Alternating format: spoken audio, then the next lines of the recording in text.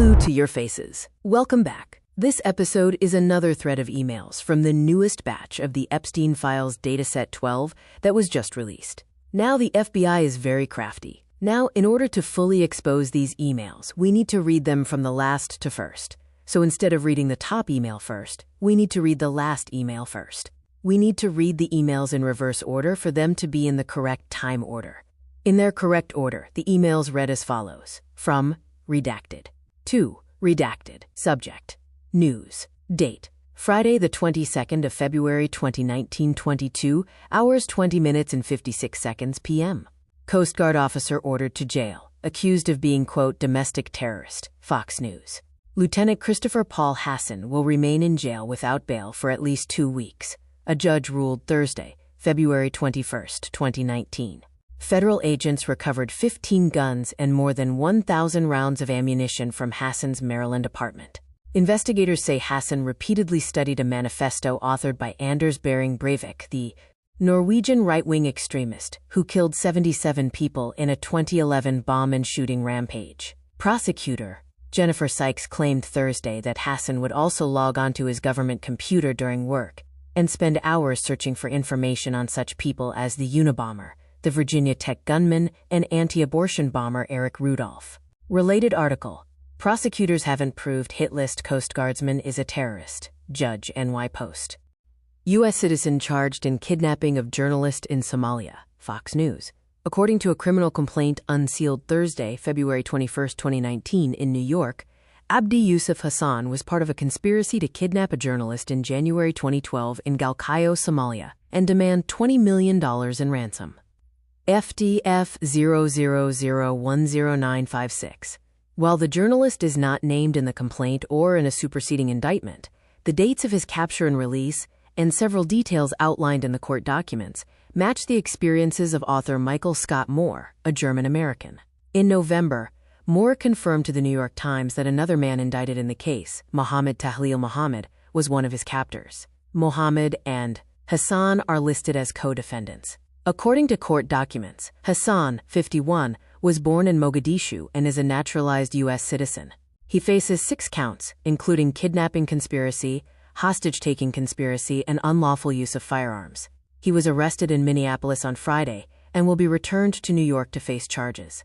Analysts note, Abdi Yusuf Hassan and Mohammed Tahlil Mohammed positive for FBI holdings. Global terrorism. United States, social media. A U.S. citizen suspect was arrested in Minneapolis, Minnesota, and charged with participating in the kidnapping of a freelance journalist in Somalia, where he was held for nearly 3 years over a $20 million ransom, media reported Thursday. Twitter Star Tribune. The suspect was charged in federal court in New York with 6 felony counts ranging from kidnapping to hostage-taking to illegal use. According to the criminal complaint, the suspect and other heavily armed captors abducted the journalist on End of document.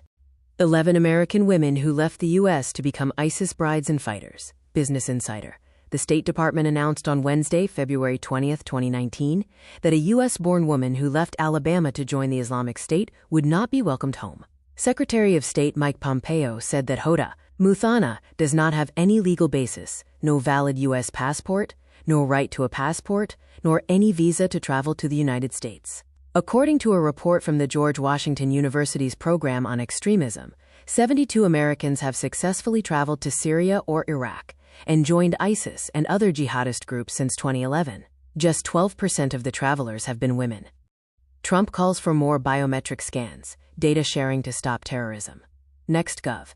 President Donald Trump on Wednesday, February 20, 2019, signed the National Strategy to Combat Terrorist Travel, a new policy document that calls for increased use of biometric technologies and sharing of the data being collected in order to prevent the travel of known or suspected terrorists.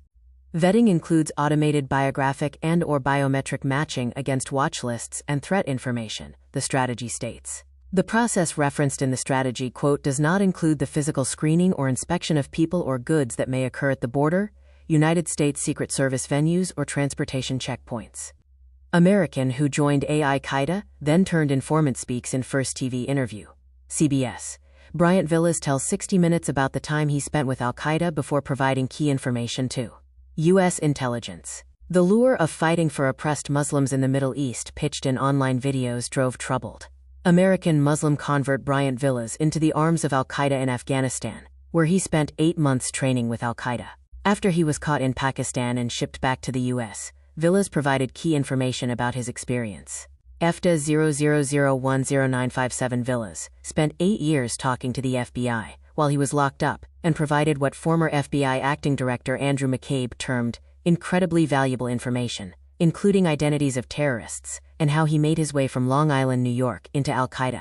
End of document. Canadian who tried to join terror group in Syria, released from prison despite being, quote, high risk to public safety.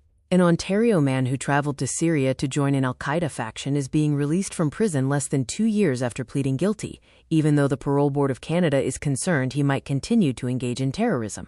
The parole board said Kevin Omar Mohammed had not participated in any de-radicalization efforts, and there was no evidence he was committed to changing his extremist ideological beliefs. Although the former University of Waterloo student was sentenced to 4.5 years imprisonment as recently as October 2017, he is already eligible for statutory release when the time he had served awaiting trial is taken into consideration. German police detained 2 in alleged Islamic extremist plot, Star Tribune. A German-Moroccan couple was arrested Thursday in central Germany on charges they were planning an Islamic extremist attack. A series of raids included searches of the homes of 12 other suspects, Frankfurt prosecutors said. The couple, both 26 and German-Moroccan dual nationals, tried to travel with their 2 young children to Syria in 2016 to join the Islamic State extremist group, but were captured in Turkey and deported back to Germany, Nielsen said. They were arrested at their home in the Raunheim area, southwest of Frankfurt in the state of Hesse. Overall, some 200 police officers raided 15 homes in Rüsselsheim, Biebesheim, and Raunheim in Hesse, as well as one in Kirpen in North Rhine-Westphalia. Germany. German authorities arrested 2 German-Moroccan suspects and charged a dozen others Thursday after a series of police raids near Frankfurt aimed at disrupting a planned terrorist attack. Associated Press authorities believe the suspects were in the early stages of planning an attack in Germany, though officials said they were not aware of an attack target. The suspects, both 26 and German-Moroccan dual nationals, tried to travel to Syria in 2016 to join ISIS, but were captured in Turkey and deported back to Germany. Overall, some 200 police officers raided 15 homes in the Frankfurt area, resulting in charges against 12 suspects for accessory to planning an attack in Germany. End of document. Afghanistan security forces have arrested at least 4 members of a prominent terror gang of Taliban group during an operation in Kabul City, media reports said on Friday, February 22, 2019.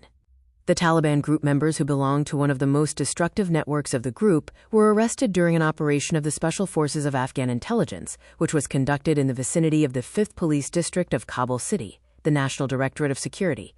The Intelligence Directorate of Afghanistan said in a statement, reported Kama Press. The arrested people were identified as Abdullah, son of Gul Rasul, who is the leader of the network, Humayun, son of Majnun, Maiwan, son of Sharbat, and Faridullah, alias Ahmadzia, son of Reddy Gul. The detained individuals have confessed that they were recruited in Taliban ranks by one of the Taliban group leaders, Asadullah Nasrat, in Pagman district of Kabul, and were busy in bombings, armed robberies, assassinations, harassments, and lootings in Kabul City, according to the National Directorate of Security. The U.S. sent its most advanced fighter jets to blow up cheap opium labs. Now it's canceling the program.